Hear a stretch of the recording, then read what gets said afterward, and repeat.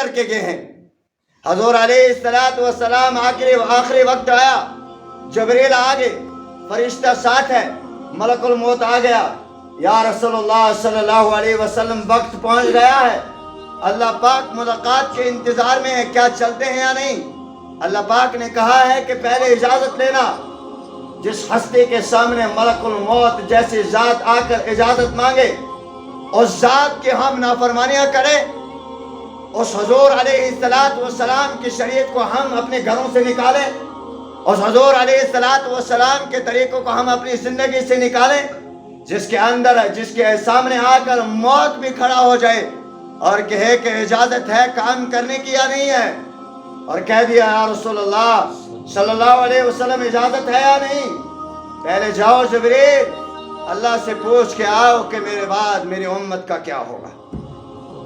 جس نبی کو امت کی اتنی فکر ہے، جس نبی کو جوانوں کی اتنی فکر ہے، بچے اور بچیوں کی اتنی فکر ہے، نوجوان اور بزرگوں کی اتنی فکر ہے، کیا وہی نوجوان، وہی بچہ، وہی بچی اپنی زندگی کے اندر اس نبی علیہ السلام کی محبت کو اپنے دل کے اندر اجاگر نہ کرے؟ جس نبی علیہ السلام نے آخری وقت میں کہہ دیا تھا کہ جاؤ میرے اللہ سے پوچھ کے آؤ کہ میرے بعد میری امت کا کیا ہوگا۔ اس لیے کہ میرے اور آپ کے نبی علیہ السلام نے بنی اسرائیل کی قوم کی ہسٹری کو پڑھا تھا، قوم نوح، قوم سمود، قوم عاد، قوم لوط، ان تمام قوموں کی ہسٹری اس کے سامنے تھی۔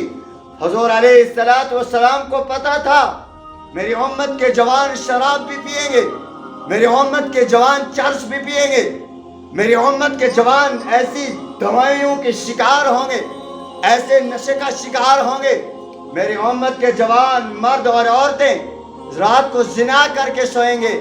اے اللہ، ایسا نہیں ہونا چاہیے۔ جس طرح بنی اسرائیل کی قوم کی شکلوں کو رات گناہ کر کے سوتے تھے اور صبح اللہ پاک سور اور بندر کی شکل میں اللہ پاک کھڑا کرتا تھا، اس نبی کو پتا تھا کہ ایسا نہ ہو کہ میرے کسی امتی کے جوان بچے اور بچی کے ساتھ ایسا حشر ہو، اس لیے بتا دیا تھا جبریل جاؤ اللہ سے پوچھو کہ میرے بعد میری امت کا کیا ہوگا۔ جبریل آگے، یا رسول اللہ صلی اللہ علیہ وسلم، آپ کا اللہ کہتا ہے کہ آپ کی امت کو تنہا نہیں چھوڑیں گے۔ بس کہا کہ اب کامیابی ہے، اور کیا آخری آواز لگائی تھی؟ الصلاۃ الصلاۃ وما ملکت ایمانکم، اے میرے امت کے بچے اور بچیوں، نماز نہ چھوڑنا، بزرگوں نماز نہ چھوڑنا، جوانوں نماز نہ چھوڑنا، اور اگر تم نماز چھوڑ کے آؤ گے، اگر تم گناہ لے کے آؤ گے، کل اللہ کے سامنے آپ نے کھڑا ہونا ہے۔ قرآن جواب دیتا ہے، اليوم نختم على افواہہم وتکلمنا ایدیہم، سنو اس وقت وہ ہوگا تمہاری زبان کے اوپر تالا لگ جائے گا، تمہارے جسم کا ہر انگ تمہارے خلاف گواہی دے گا۔ الصلاۃ الصلاۃ وما ملکت ایمانکم، جوان بچے اور بچیوں گانا سن کے نہ آنا، بے حیائی لے کے نہ آنا، بے شرمی لے کے نہ آنا، چرس اور شراب کے اندر اپنی زندگی کو گزار کے نہ آنا، نماز لے کے آنا۔ نماز، کتنے بچے اور بچیاں وہ ہیں جو نماز کی فکر کرتے ہیں؟ اگر نماز لے کے آؤ گے تمہاری زندگی کامیاب ہو جائے گی۔ اور ہم اس کو کامیاب سمجھتے ہیں جس کے پاس گاڑی ہے، بنگلہ ہے۔ مجھے بتاؤ کہ جس کے پاس نماز نہیں ہے اس کی زندگی ناکام ہے، جس کے پاس اللہ کا قرآن نہیں ہے اس کی زندگی ناکام ہے۔ اگر قرآن سے ہم دور ہوتے گئے، اگر اللہ کے رسول صلی اللہ علیہ وسلم کی شریعت سے ہم دور ہوتے رہے، آوارگی کے اندر اپنی زندگیوں کو گزارتے رہے، اور ہم یوں کہتے رہے کہ ہمیں اپنی فکر کرنی ہے، حدیث میں بتا دیا کلکم راع وکلکم مسئول عن رعایتہ، آپ تمام سے حساب لیا جائے گا۔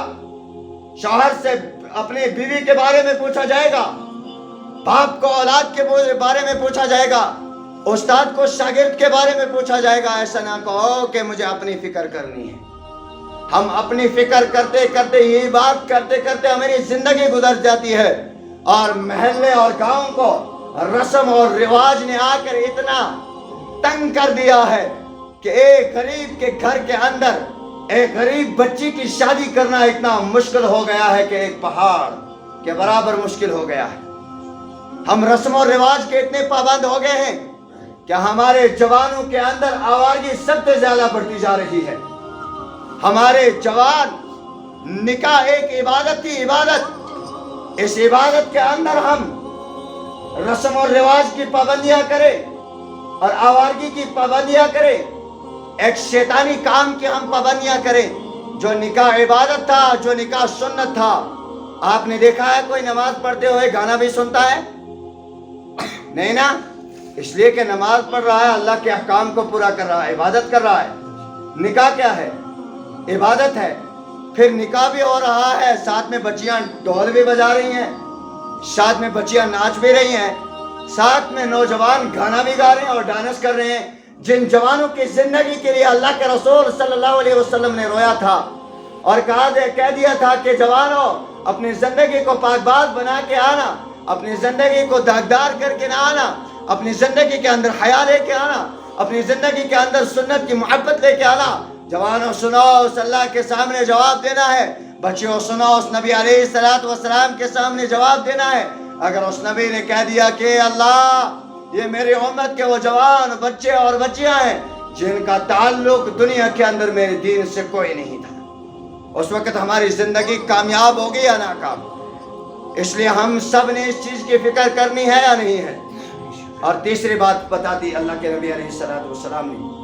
پہلی بات بتائی، مسلمانوں کے اندر اسلام کا نام باقی رہے گا اور اسلام کی روح ختم ہو جائے گی۔ اور دوسری بات بتائی تھی، قرآن کے صرف حروف باقی رہیں گے اور عمل ختم ہو جائے گا۔ اور تیسری بات بتائی تھی کہ مساجد عمدہ بنائی جائیں گی لیکن نمازیوں سے ویران ہوں گی۔ جوان صبح جاتے ہیں جم کرنے، کہتے ہیں کہ طاقت بڑھنی چاہیے، ہاں